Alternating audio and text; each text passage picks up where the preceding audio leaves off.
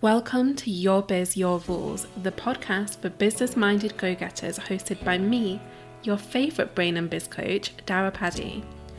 This is the spot for those of you ready to blend heart and head, woo and do, income and impact, change and chill, and so much more. So grab yourself a cuppa and let's get started. Welcome to episode 206 of Your Biz, Your Rules. In this show, I'm going to be spilling the tea on the very simple scheduling secret that helps me keep up the momentum all week long. And I'll be honest, this is probably going to be the shortest episode that I ever record because this tip really is that simple. Now, I typically work 5 days a week. I don't believe that people have to work 5 days a week, but I kind of just like having my weeks work out like that.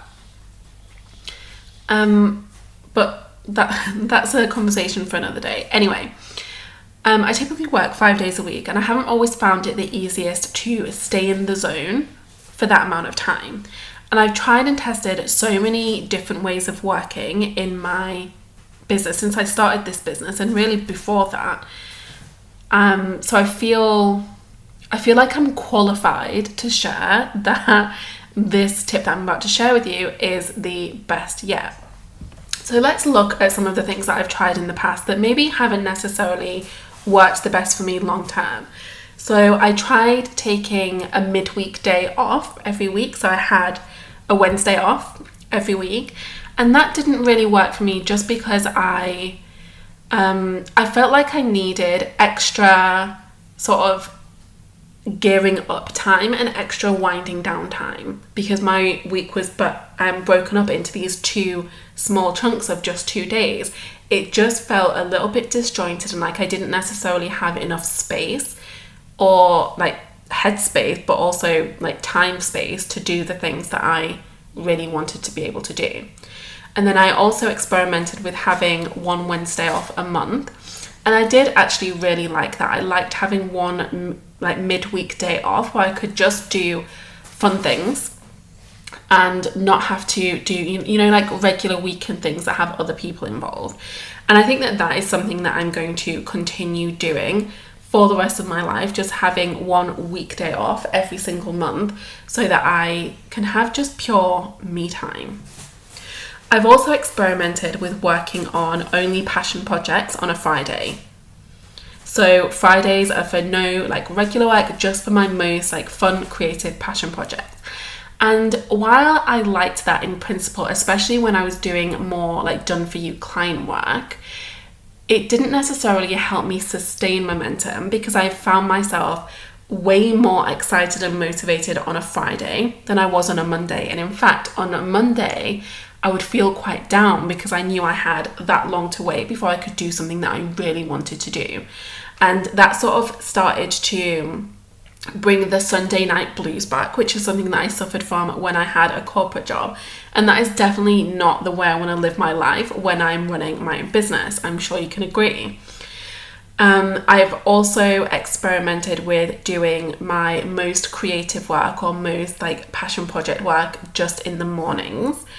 And again, like sometimes that worked really well for me because I do typically have a lot more bandwidth and a lot more creativity in the mornings.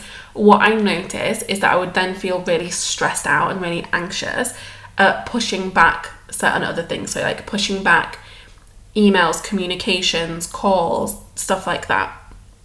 And what I also found is that a lot of the things that I would sign up to as a participant had calls in the mornings. And so if I attended those calls, I would miss out on my creative time and I wouldn't necessarily find another slot for that. So long term, like that sort of structure, it wasn't the one. I also very briefly tried working on an American time zone and it almost killed me, so never again. Tracking my time is something that I tried. So I went through a phase of really tracking everything that I was doing. So every task that I was doing, I was tracking that. And I actually found that really, really helpful. It's not something that I necessarily feel the need for long term, but it was so useful for figuring out my own patterns, my own habits, my own pitfalls, And I think it really allowed me to sort of come to this realization of how I do and don't want to be working, and how I do and don't want to be structuring my time. I've also dabbled with things like booking in my breaks, downtime, fun things ahead of time. That hasn't necessarily worked for me long term, just because it doesn't account for the flexibility that's needed sometimes. So for example, if I'm going to book my lunch breaks in at a set time every single day, what if I have an appointment that conflicts with that? Do I just not have lunch? Do I move? So things like that. Like, I do still like to make sure that I have breaks and fun things and self-care things booked into my calendar, but I won't necessarily do it at the start of the year, which is what I used to do. Really, I've tried so many things and I could talk endlessly about them, but I'm not going to do that because I promised a short episode. But just to summarize, none of these things helped me feel as motivated on a Friday as I do on a Monday, or vice versa, until I opted for something even simpler. And you will laugh when you hear it because it really is that basic. It really is that basic. Here goes. Now I simply bookend my week with 2 things that I actually want to do. There's a smidge more to it than that, but really not much. My first rule is that each of my bookends is a recurring appointment, so I don't actually have to decide on what I'm going to put there each week. It's just set up, I can forget about it, I know that these things are happening, and that's that.